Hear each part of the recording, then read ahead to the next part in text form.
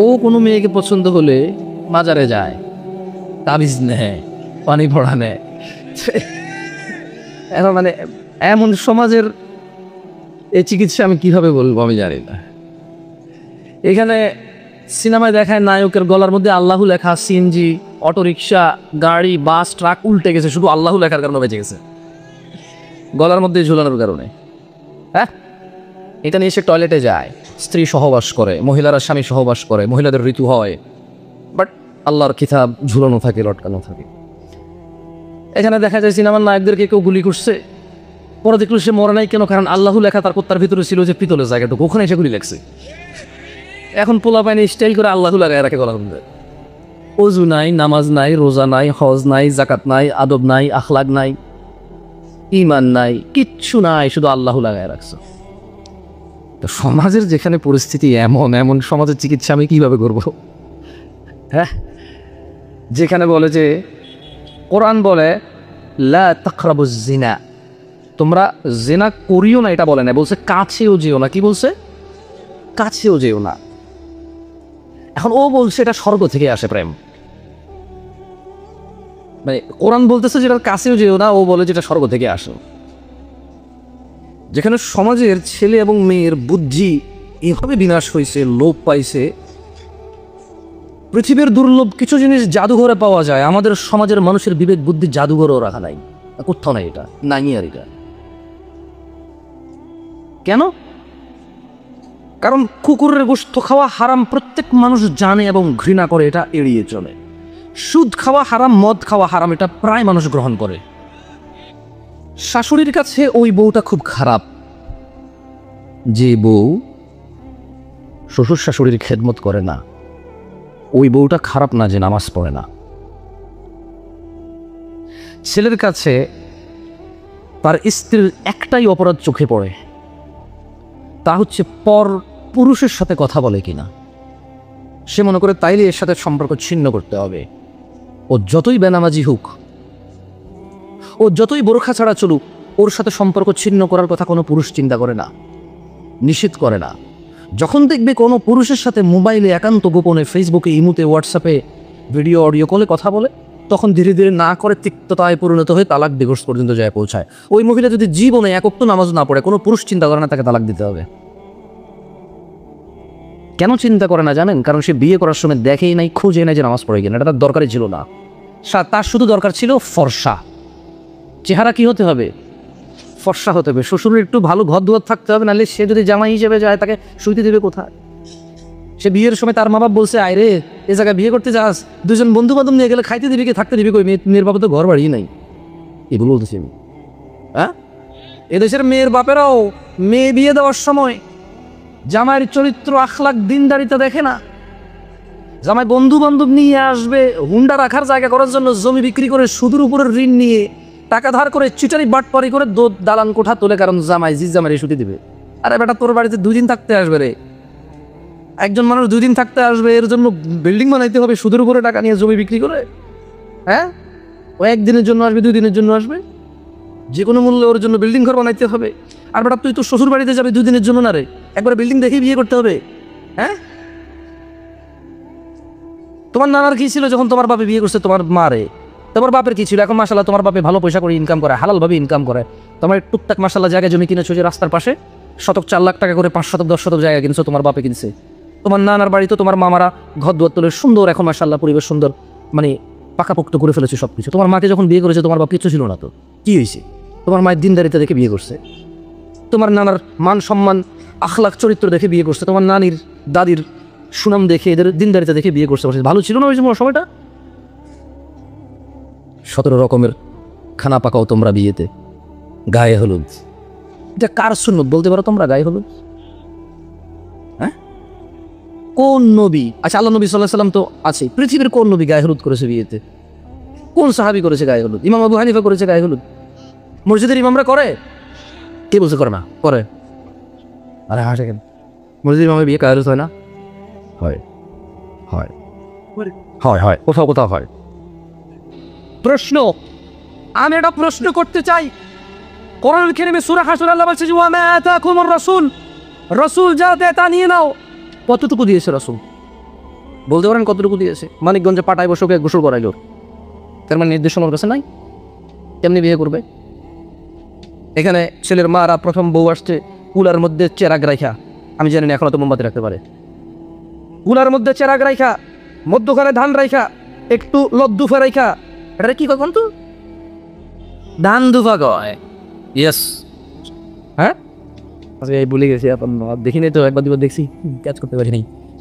ধান হ্যাঁ, কাদা হলুদ, রাইট, হলুদ রাখা হয়তো। এটা কি কয়? কুমিল্লার মায়ের কাছে, তার মানে আল্লাহর নবীর পক্ষ থেকে সে কোনো নির্দেশ জানে না যে বিয়ে কেমনে দেবে ছেলেকে, বিয়ে কেমনে করাবে তার ছেলেকে, তার ছেলের বউকে প্রথম দিন কিভাবে রিসিভ করবে সে জানে না। কেন জানে না? আল্লাহ নবী দেয় নাই? আল্লাহ রাসূল দিয়েছে নাকি দেয় নাই? কতটুকু দিয়েছে? কতটুকু দিয়েছে? দেবিদ্বারের মা ও বোনরা, দেবিদ্বারের ভাই ও বোনরা আমার, আন আব্দুল্লাহ ইবনে মাসউদ রাদিয়াল্লাহু আনহু قال, আব্দুল্লাহ ইবনে মাসউদ রাদিয়াল্লাহু আনহু থেকে বর্ণিত, তিনি বলেন قال রাসূলুল্লাহ সাল্লাল্লাহু আলাইহি ওয়াসাল্লাম, আল্লাহর রাসূল সাল্লাল্লাহু আলাইহি ওয়াসাল্লাম বলেছেন, ইন্নাহু লাইসা শাইউন ইউকাররিবুকুম ইলাল জান্নাহ। ও মানুষ, মনোযোগ দিয়ে শোনো, রাসূল কতটুকু দিয়েছে এখানে রাসূল বলছে, ইন্নাহু লাইসা শাইউন ইউকাররিবুকুম ইলাল জান্নাহ ইল্লা ক্বাদ আমারতুকুম বি।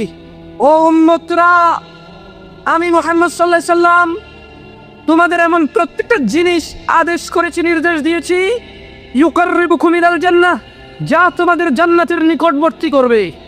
এমন প্রত্যেকটা জিনিস, এমন প্রত্যেকটা জিনিস, একটা সিঙ্গেল জিনিসও আমি বাদ দেই নাই। তোমাদেরকে নির্দেশ দিয়েছি প্রত্যেকটা বিষয় যা তোমাদেরকে জান্নাতের নিকটবর্তী করবে। ওয়ালাইসা শাইউন ইউকাররিবুকুম ইলান নার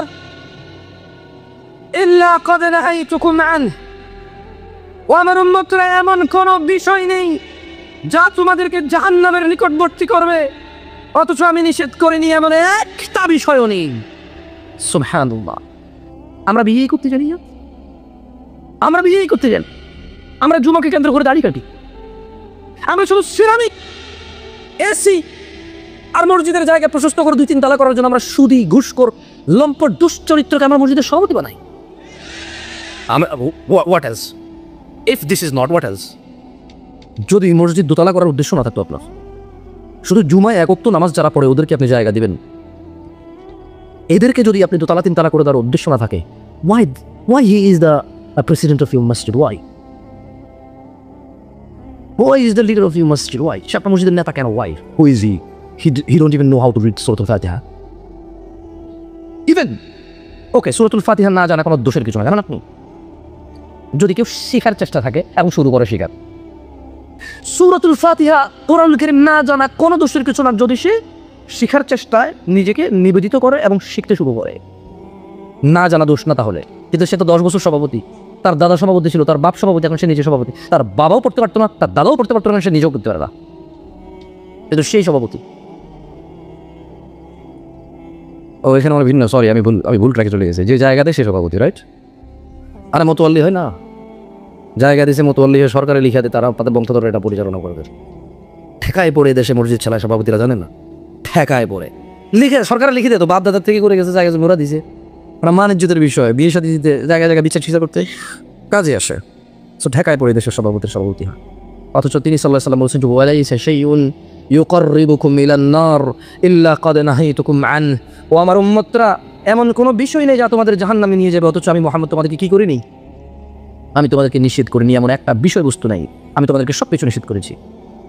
আর আপনি হয়তো ভাববেন, এত হুজুর এত ওয়াজ করে, দেখি তো ফেসবুকে অনেকে কমেন্ট করা দেখি, আমাকে না হইলেও বিভিন্ন জায়গায় যখন 2-4টা কথা হয়, গোলমাল হয়, প্রচুর ছেলেপেলে দাঁড়িয়ে নাই, ফেসবুকে গান বাজনায় ভরপুর, দুনিয়ার নোংরা অশ্লীলতায় ভরপুর, নিচে দিয়ে কমেন্ট করে যে হুজুররাই ভালো না, এজন্য আমরা দিন ইসলাম শিখতে পারতেছি না। বলে কি না? শোনো, আবু হুরায়রা থেকে তোমাকে একটা কথা বলে রাখি, তুমি হুজুরদের দোষ দাও বন্ধ করে দাও ভাই। আমি জানি আমাদের দোষ আছে, আমি মানি আমাদের দোষ আছে, দোষ ছাড়া কি মানুষ হয় নাকি? তবে তুমি যেসব দোষী করতেছো এইসব দোষ আমাদের নাই। আমি বলছি না আমি নির্দোষ, তবে তুমি যেসব দোষ দিচ্ছ এইসব দোষ থেকে আমরা মুক্ত। 200 বছর থেকে চলে, বাপে করছে দাদাই করছে, অমুক হুজুর কি ভুল বলছে, এত মানুষ কি ভুল, এতদিন থেকে কি ভুল জানি, কোন মাদ্রাসার শিক্ষকে কি জানে না, তুমিই প্রথম জানো, আমরা কেউ কি জানি না। যারা এগুলো বলে, দেবিদ্বারের মানুষকে আমি বলবো, মহিলা ও পুরুষকে, শোনো, ইবাদত ওইটাই যেটা তিনি সাল্লাল্লাহু আলাইহি ওয়াসাল্লাম বলেছে।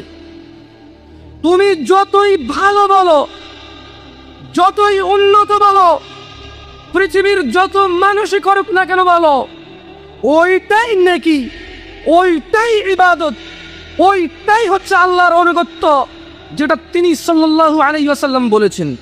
আর আল্লাহকে তোমরা পাবে না, কোনোদিন কশমিল কালেও পাবে না। তিনি সুবহানাহু ওয়া তাআলা কোরআন কারীমে বলছেন, মান ইউতি'র রাসূল, যে রাসূলের অনুসরণ করে, অনুগত্য করে, ফাকাদ আতা আল্লাহ, যে রাসূলের অনুগত্য করে, ফাকাদ আতা আল্লাহ, সেই আল্লাহর অনুগত্য করে, যে রাসূলের অনুগত্য করে সেই আল্লাহর অনুগত্য করে।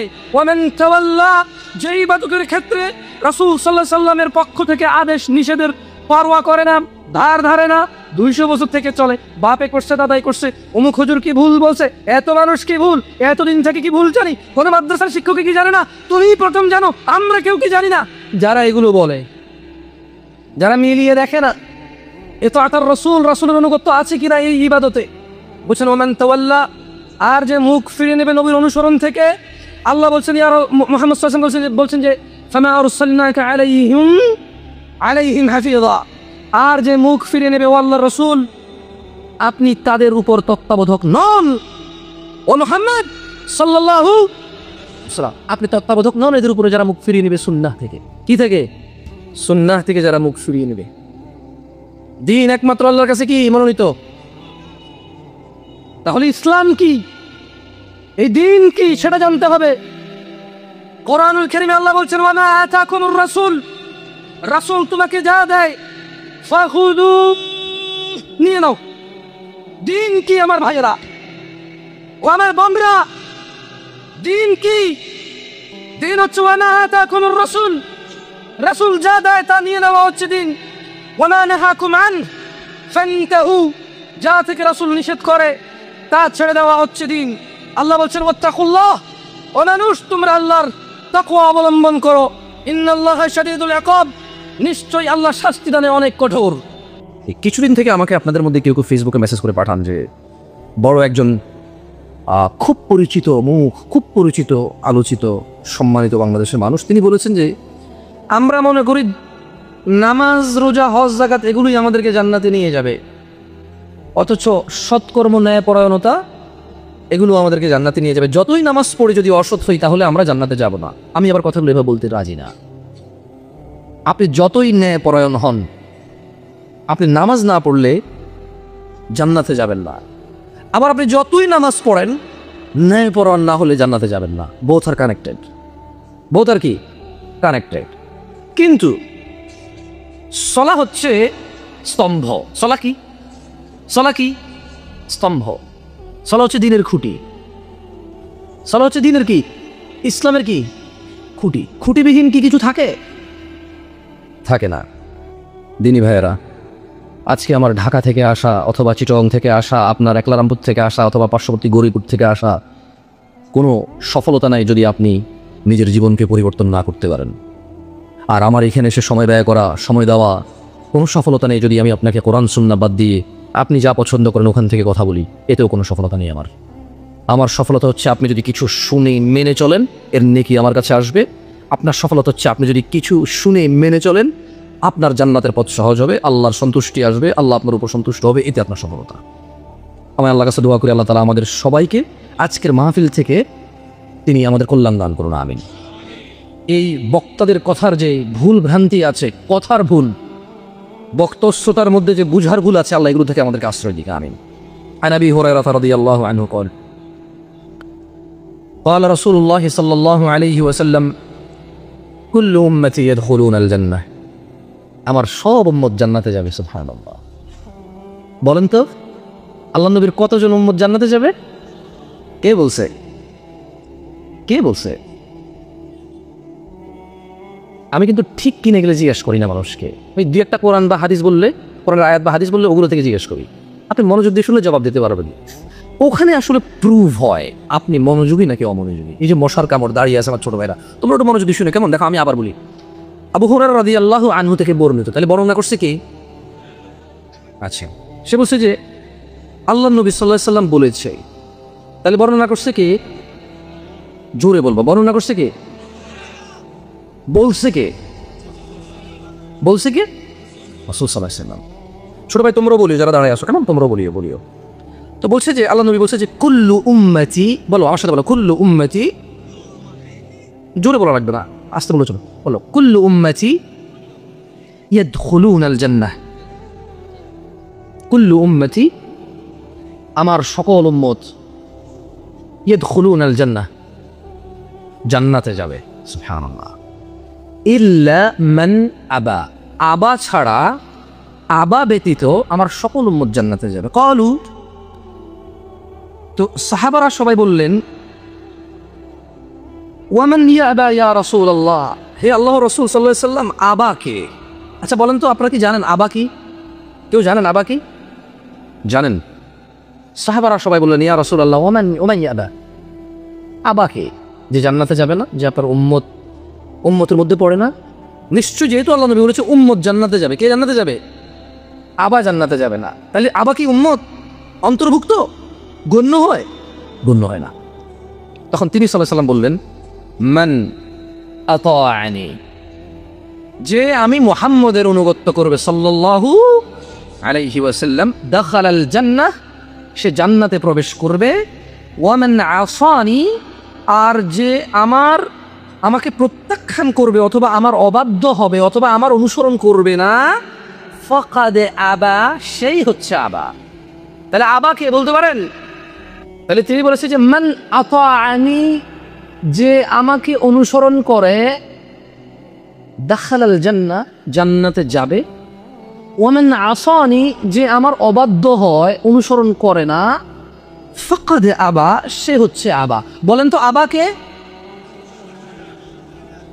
আচ্ছা, আর উম্মত কে? উম্মত কে? উম্মত কোথায় যাবে? কতজন? সুবহানাল্লাহ, কি বলেন সবাই? আমরা কি? আমরা কি? কার? তাহলে উম্মত কোথায় যাবে? বর্ণনা কে করেছে? বলেছে কে? সাল্লাল্লাহু। উম্মত কোথায় যাবে? উম্মত কে? উম্মত কে? উনি কাকে উম্মত বলেছে? আল্লাহ রাসূল কাকে উম্মত বলেছে? আবা কে? আবা কি জান্নাতে যাবে? আমরা কি জান্নাতে যেতে চাই? তাহলে কি করতে হবে? কার অনুসরণ কেমনে করে? অনুসরণ কেমনে করে?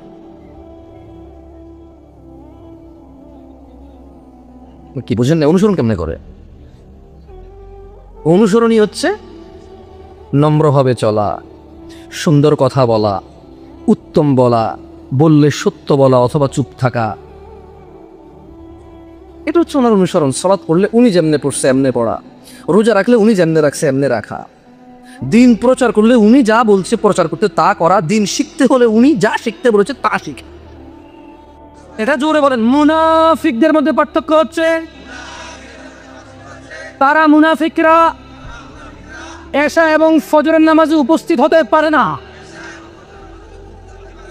আল্লাহর নবী সাল্লাল্লাহু আলাইহি সাল্লাম বলেছে মুনাফিকরা এবং আমরা, আমাদের মধ্যে পার্থক্য ঈশা এবং ফজর উপস্থিত হওয়া। লা ইস্তাতিউনাহুমা, মুনাফিকরা উপস্থিত হতে পারে না।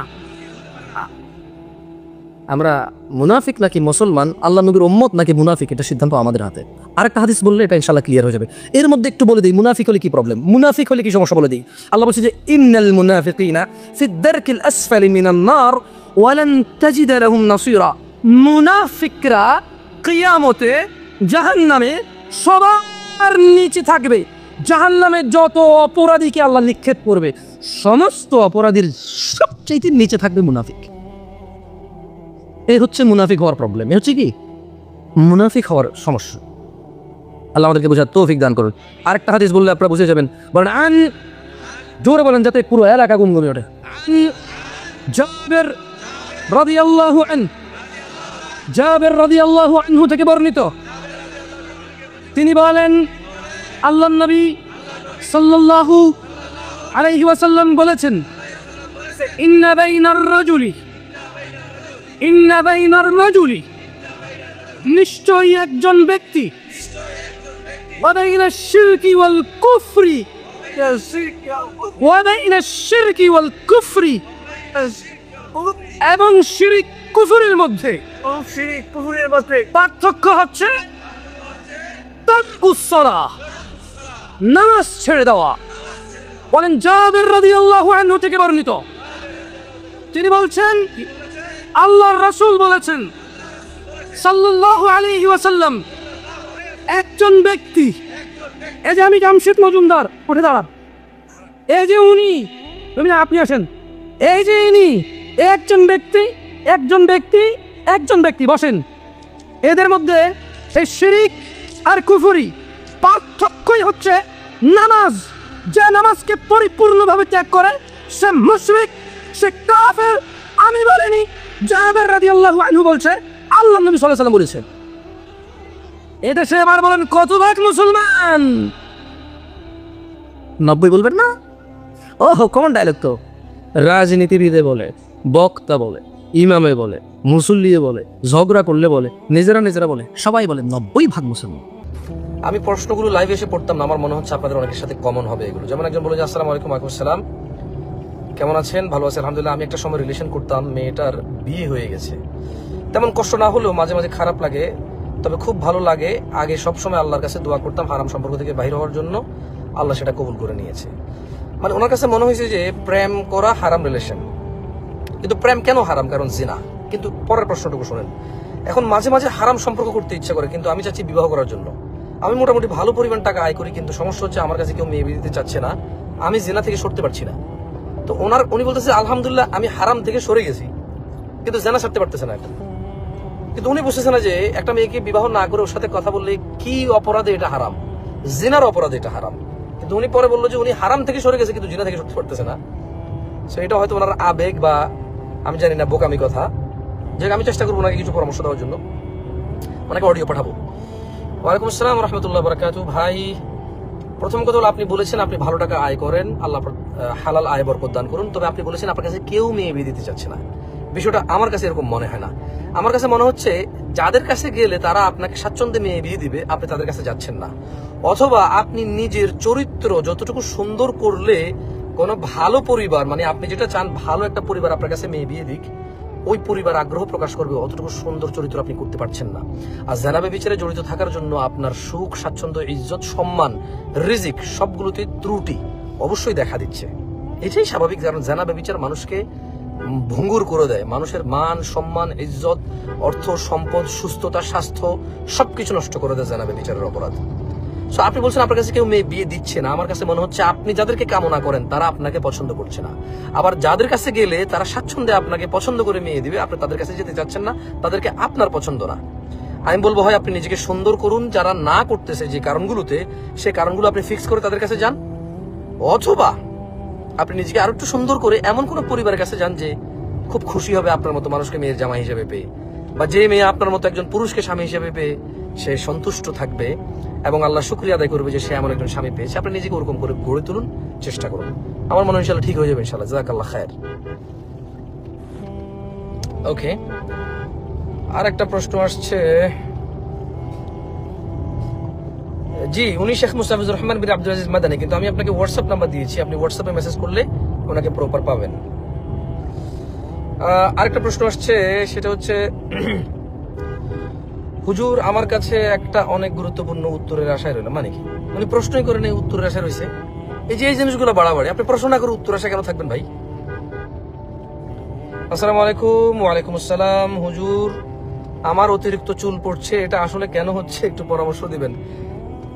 ওয়ালাইকুম আসসালাম রহমতুল্লাহ। আপনি একজন ভালো এটাকে স্কিনের ডাক্তার দেখান। যারা স্কিনের ডাক্তার তারা চুল সম্পর্কে ভালো জানে।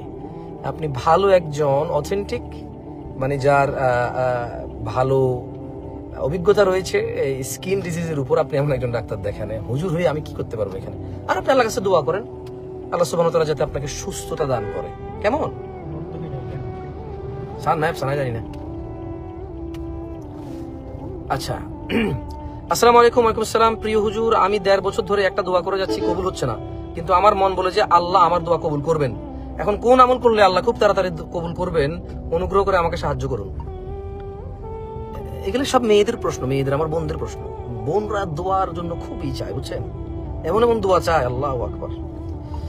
ওয়ালাইকুম আসসালাম ওয়া রাহমাতুল্লাহি ওয়া বারাকাতুহু। আপনি দোয়া করছেন, দোয়া কবুল হচ্ছে না, এইটা তো আমার কাছে কোনো ক্ষমতা নাই। কেমন আপনার দোয়া কেন কবুল হচ্ছে না? আমার কাছে কোনো ক্ষমতা নাই, 1 নাম্বার। 2 নাম্বার হচ্ছে, কোন মুসলিম যখন হালাল কোনো কিছু দোয়া করে এটা বিফলে যায় না।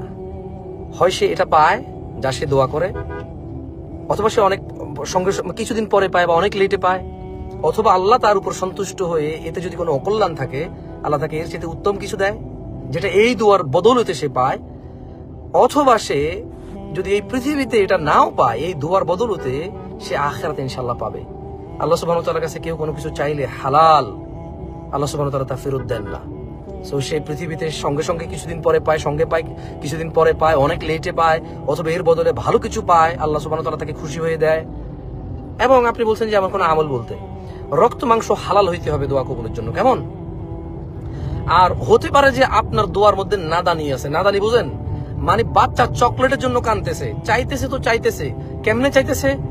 মা, আম্মা, আম্মা জান, আম্মা হুজুর, কত সুন্দর করে চাইতেছে, আঞ্জা করে ধরতেছে। মা জানে চকলেট খেলে ওর দাঁত নষ্ট হয়ে যাবে, ওর খাওয়ার রুচি নষ্ট হয়ে যাবে। মা ওকে আরো বেটার কিছু অফার করে, হয়তো ওর ওটা পছন্দ না। সো এমন অনেক কিছু আমরা চাই আল্লাহর কাছে যেগুলো আমাদের জন্য সঠিক না। আমাদের দোয়া যদি প্রপার হয় মন থেকে, এবং আমরা যদি হালাল পথে চলি, হালাল ভাবে থাকি এবং আল্লাহ ভীরুতা নিয়ে চলি, দোয়া আল্লাহ কবুল করে, দুনিয়াতে দিবে, এতে অকল্যাণ থাকলে আল্লাহ বেটার কিছু দিবে, অথবা আখিরাতে হলেও দিবে। খায়র ইনশাআল্লাহ। আপনি দোয়া করতে থাকেন। কেমন? দোয়াতে মানে ইম্যাচুরিটি থাকে অনেক সময় অনেকের। কেমন? সো আল্লাহ তাআলা বান্দাকে যখন পছন্দ করে আল্লাহ উত্তমটাই দেয়। ঠিক আছে, জাযাকিয়াল্লাহ খায়র। বেশিরভাগ ছেলে ওই যাকে প্রেম করে তাকে দোয়াতে চায়, হ্যাঁ বুঝছেন, আর বেশিরভাগ মেয়ে যাকে প্রেম করে তাকে ওই ছেলে ওকে দোয়াতে চায়। এখন এগুলো কেমনে কবুল হবে আমার কাছে পরামর্শ চায়। আমার জানা নাই ভাই, আমার জানা নাই। আসসালামু আলাইকুম ভাই, আমি আব্দুর রহমান, একজন নও মুসলিম। আমার পূর্বের নাম ছিল অরিন্দম দাশগুপ্ত অঙ্কুর। আচ্ছা, পিতার নাম বলেছে আমি আর বললাম না, ঠিকানা বলেছে বললাম না। আমি বর্তমানে যেখানে আছে বললাম না, অধ্যয়নরত আছে উনি এসএসসিতে, বয়স মনে হয় 25। ইসলাম ধর্ম গ্রহণ করে ইমানের দুর্বলতা, পরিবারের উপর নির্ভরতা ও আশপাশের সাহায্যের অভাবে আমি এখনো প্রকাশ করিনি। উনি ইসলাম ধর্ম গ্রহণ করেছে, প্রকাশ করেননি। আমি হোস্টেলে থাকা, নামাজ তো পড়তে পারি কিন্তু সম্পূর্ণরূপে ইসলাম পালন করতে পারছি না। আমার একটু অর্থনৈতিক সাহায্য প্রয়োজন। এগুলো কিন্তু এখন খুব কঠিন, এই ধরনের এগুলো বিলিভ করা, বুঝছেন, খুবই কঠিন এগুলো বিলিভ করা। যিনি অমুসলিম থেকে মুসলিম হবেন, আপনি আল্লাহর ভরসায় মুসলিম হবেন। যে দেখেন, আমি বলি, আপনি তো অমুসলিম ছিলেন, আপনি আল্লাহর প্রতি ভরসা আসছে, ঈমান আসছে, তাই আপনি মুসলমান হয়েছেন। আমি মনে করি শত মুসলিমের চাইতো আপনার ঈমান মজবুত এবং শক্ত, লক্ষ মুসলিমের চাইতো আপনার আল্লাহর প্রতি ভরসা বেশি হয়েছে। এই জন্যই তো আপনি ইসলাম ধর্ম গ্রহণ করছেন। আপনি আল্লাহর কাছে দোয়া করেন, নিজে আত্মমর্যাদা নিয়ে চলবেন, আল্লাহ আপনার জন্য সাহায্যের পথ খুলে দেবে। আপনি হিন্দু থেকে মুসলিম হয়েছেন জান্নাতের জন্য। এবং আমি এতটুকু জানি, আপনি ওমাইয়াত্তাকিল্লাহ ইয়াজআল লাহু মাখরাজা। আরে ওনাকে তো অডিওটাই পাঠালাম না, না এটা রিপ্লাই আমি ওনাকে করবো না, আপনাদেরকে দিয়ে দিচ্ছি রিপ্লাই। কারণ আমি অনেক সময় এগুলো অনেক মেসেজ অ্যাভয়েড করি, কারণ আমার কোনো ফাউন্ডেশন নাই যে কেউ আমার কাছে সাহায্যের জন্য চাইলে আমি দিতে পারবো। কেমন? আমার কোনো অর্গানাইজেশন নাই, সো আমি রিপ্লাই করি না এগুলো। কেমন? আচ্ছা, ভালো কথা। আপনার মাশাআল্লাহ 384 জন আছেন, ঠিক আছে, আপনাদের কাজে আসতেছে। এই যে প্রশ্নগুলো পড়তেছি, অ্যান্সার কিন্তু দিতে পারতেছি না, কিছু পরামর্শ বা একটু কথাবার্তা বলতে পারতেছি আর কি। আসসালামু আলাইকুম। ওয়ালাইকুম আসসালাম। ওয়ালাইকুম আসসালাম ওয়া রাহমাতুল্লাহি ওয়া বারাকাতুহু। হুজুর, আমি মাদ্রাসায় হিফজে পড়ি, আমি হস্তমৈথুন করি, কোনোভাবে ছাড়তে পারছি না, এখন কি করব? ওয়ালাইকুম আসসালাম ওয়া রাহমাতুল্লাহি ওয়া বারাকাতুহু। ভাই, আপনি নিশ্চয়ই একাকিত্বের সময় এমন অপরাধে লিপ্ত হন, অথবা আপনি নিশ্চয়ই এমন কিছু সঙ্গে জড়িয়ে আছেন যেগুলো থেকে আপনার এই কাজে উৎসাহ পান এবং আপনি ব্যাকুল হয়ে যান। আমি আপনাকে পরামর্শ দেব, আপনি ভালো বন্ধুর সঙ্গ থাকবেন, একা থাকবেন না। এবং আল্লাহ ভীরুতা অত্যন্ত জরুরি ভাই আমার। মানুষের যৌনতা, মানুষের রিজিক, আপনি আজকে যতটুকু নিজে হারাম ভাবে ব্যয় করবেন অতটুকুই আপনার রিজিক থেকে কমে যাবে। সো আপনি আজকে যতটুকু বিবাহের পূর্বে নষ্ট করবেন, গুনাহগারও হবেন, এটা আপনার রিজিক থেকেও চলে গেল। হালাল ভাবে তখন আপনি লাঞ্ছিত বা লজ্জিত হওয়ার সম্ভাবনা সবচেয়ে বেশি থাকে। আপনি এগুলোকে ভয় পাওয়া উচিত। আপনি দেখেন না, মানুষ যখন চুরি করে ধরা পড়ে কত লাঞ্ছিত হয়, মানুষ যখন ডাকাতি করে ধরা পড়ে, দুর্নীতি করে ধরা পড়ে কত লাঞ্ছিত হয়।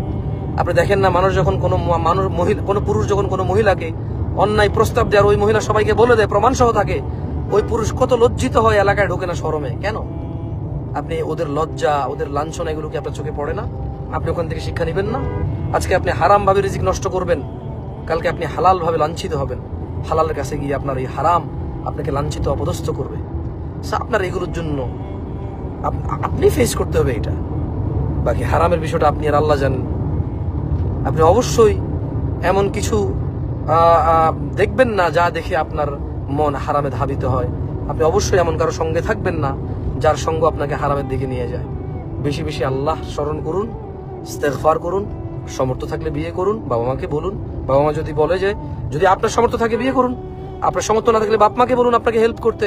যদি ওনাদের অপারগতা থাকে তাহলে রোজা রাখবেন, আপনি রোজা রাখবেন, বেশি বেশি রোজা রাখবেন। এমন সব খাওয়া দাওয়া থেকে দূরে থাকবেন যেসব খাওয়া দাওয়া আপনার মনে হয় আপনাকে ব্যাকুল করে তোলে। কেমন? জাযাকাল্লাহ খায়র, আল্লাহ ওয়াফফাকিক, আল্লাহ আপনাকে তৌফিক দান করুন।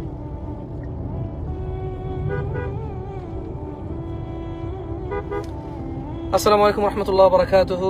আমি একজন ছাত্রী, এইচএসসি পরীক্ষার্থী। 2025-এ আমার পিতা মাতা চায় আমি যেন ভালো ফলাফল অর্জন করি ইনশাআল্লাহ। তবে পরে পড়াশোনা করে কিছু করতে হবে এটার জন্য না, এমনিতে পিতা মাতা যেমন আশা করে সন্তান থেকে এমন। তবে আমার ইচ্ছে একটু দ্রুত বিবাহ করা, তারপর যদি ওনারা পড়ায় তাহলে পড়বো ইনশাআল্লাহ। ক্লাসের পড়ায় মনোযোগী হতে পারছি না। আব্বু আম্মুর উপর জোরে কথা বলে ফেলেছি, যেটা আমি চাচ্ছি না, পরে খারাপ লাগছে।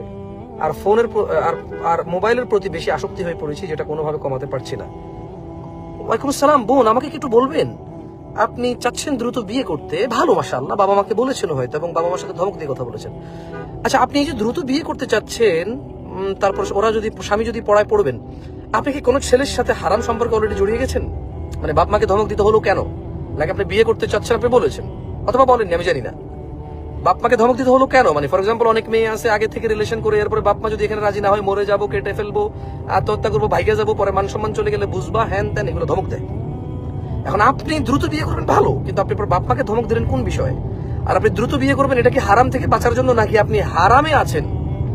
শুধু আপনার ওই হারাম সঙ্গীকে আরো কাছে পাওয়ার জন্য একটা মাধ্যম আছে বিয়ে। যদি বিয়ে না করে কাছে পাওয়া যেত তাহলে হয়তো আপনার তো বিয়ে লাগতো না। দুইটা কারণ হইতে পারে, আমি জানি না। আমাকে একটু প্রশ্নটা করবেন আপনি। হ্যাঁ, আপনি কি কোনো হারাম রিলেশনে জড়িয়ে আছেন?